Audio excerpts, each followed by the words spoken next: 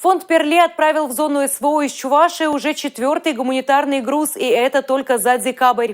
Состав гумпомощи вышел разнообразным. Ее получат как бойцы Чувашского полка, так и жители новых территорий России. Подробности в нашем репортаже.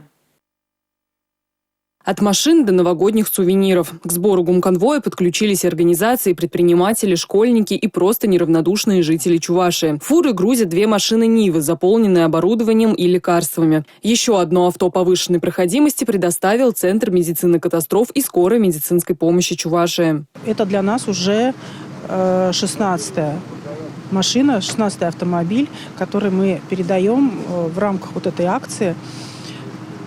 Помогаем нашим ребятам на СВО. Все машины приведены в полный порядок, проверены, просмотрены, поставлены на ход.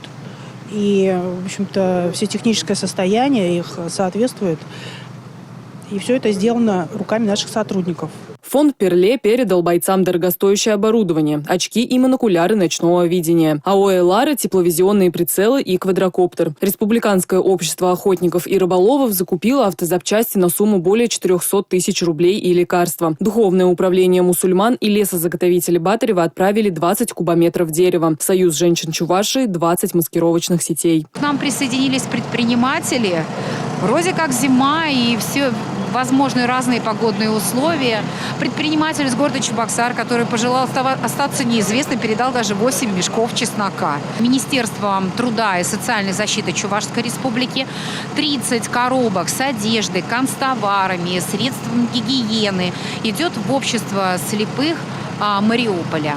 И мы тоже ее передаем этими машинами.